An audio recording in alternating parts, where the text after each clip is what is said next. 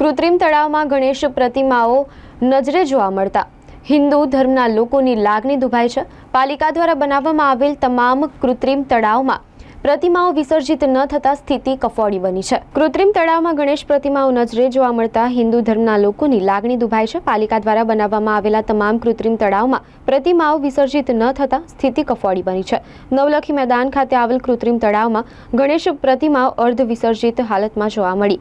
વિસ્તારના municipal councillor Balu સુર્વેએ આક્રોશ વ્યક્ત કર્યો। પાલિકાની બેદરકારીના કારણે હિન્દુઓની લાગણી દુભાઈ છે। મ્યુનિસિપલ કાઉન્સિલર બાળુ સુર્વેએ કહ્યું, નવલખી કૃત્રિમ તળાવમાં અર્ધ વિસર્જિત પ્રતિમાઓ ઢાંકવા માટે બોરનું પાણી છોડવામાં આવે છે। બોરના પાણી છોડવાથી પાલિકાના માથે ઇલેક્ટ્રિસિટીનું બિલમાં વધારો થશે। વડોદરા શહેરમાં છેલ્લા ઘણા વર્ષોથી સુરસાગર, સિદ્ધનાથ તળાવ, ઇતર જે તળાવમાં વિસર્જન કરતા હતા એ બંધ થઈ ગયા પછી જે કૃત્રિમ તળાવ બનાવવામાં આવ્યા છે કે વડોદરા શહેરમાં ગણેશજીનો મોટો તહેવાર હોય, એમાં દશા માતાનો તહેવાર હોય, એ તમામનું વિસર્જન કરવા માટે જે કૃત્રિમ તળાવ બનાવવામાં આવ્યા છે, એ કૃત્રિમ તળાવની અંદર ગણેશજીનું વિસર્જન થયા પછી 2.5 મહિનાથી ઉપર વધારે સમય થઈ ગયો તો પણ તમે જોઈ શકો જે વિસર્જન થયા પછી જે તળાવ હોય, કૃત્રિમ તળાવ, નવલાખીનો તળાવ હોય કે વડોદરા શહેરના ઇતર જે તળાવો છે, 5-6 તળાવમાં જે મૂર્તિનું વિસર્જન થાય, જે મૂર્તિઓ અંદર હજુ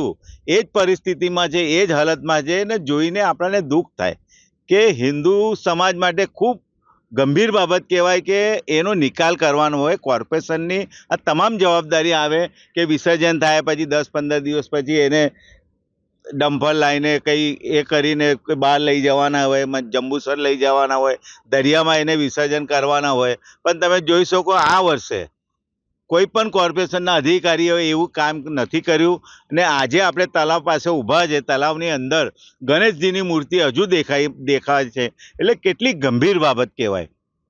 આપણે ભગવાનના નામ પર ઇલેક્શન જીતી જવાય છે, ચૂંટણી જીતાય છે અને પછી ભગવાન માટે આવું આપણે કામ ના કરો એટલે બહુ ગંભીર બાબત છે।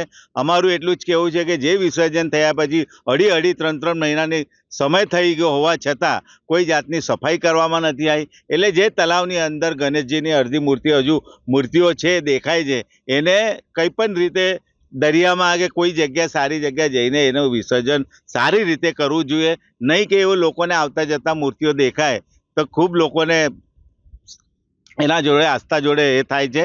એટલે અમારી એવી માગણી છે કે જે પણ અધિકારી કમિશનરશ્રીને વહેલી તકે આનો નિકાલ કરવામાં આવે। આ તળાવ હોય કે વડોદરા શહેરના તમામ કૃત્રિમ તળાવમાં જે કંઈ મૂર્તિઓ દેખાય છે એનો નિકાલ વહેલી તકે કરવામાં આવે એવી અમારી તમામ વડોદરા શહેરના પ્રજાની માગણી છે।